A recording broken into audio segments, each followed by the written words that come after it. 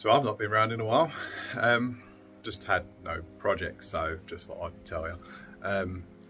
I have been quite busy though. I've had a few little car jobs doing. I don't bother filming them. But yesterday I had to strip a gearbox out of my daughter's Fiat 500 and swap it over for a new one, or second-hand one, because it had the common fault of apparently the bearings failing inside. So I thought, hey, that we strip it apart and see if it is the bearings. But the good old sign it was the bearings is, you see how much movement on that shaft there is. I think you can just about see it's elongated the hole downwards a bit. It's a bit lower down than it should be. But hey, let's pull it apart and see what we've got. Plenty of videos of how to take these apart online, but let's film anyway.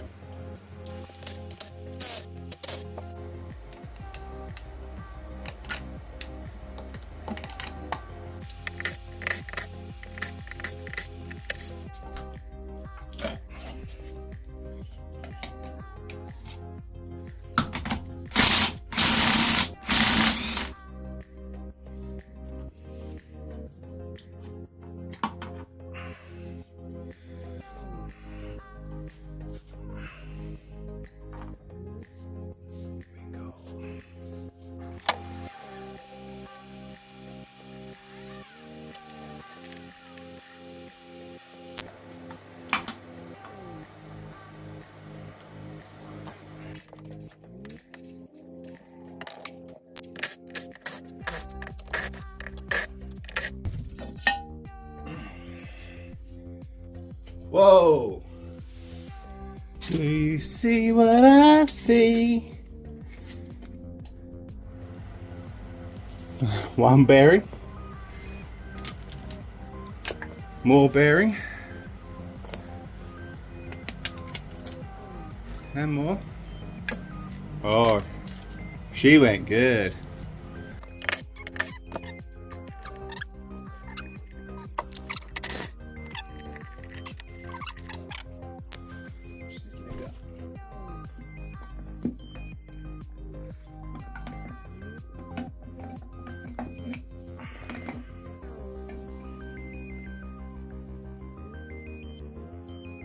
And there's where the bearing came from. See that? All that trouble. So I didn't really find any more pieces of bearing, but I think I've found enough to know why the thing wasn't working no more. Look at the damage it's done for that bearing. So that's where it's from. So obviously the clutch splines. That's the main bearing. This one, listen, whoops,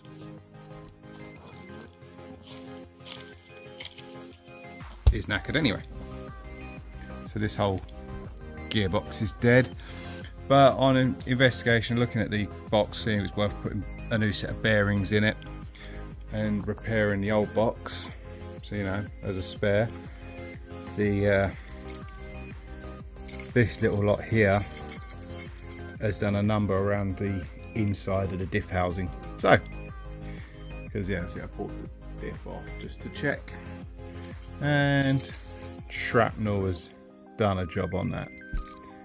So, one dead gearbox, one pile of scrap metal, and I keep dropping it all. Look at this. No wonder it fall apart. I can't even hold it in my hand. And one mullet thing of these. Look at that. All right. Everybody want to buy a gearbox?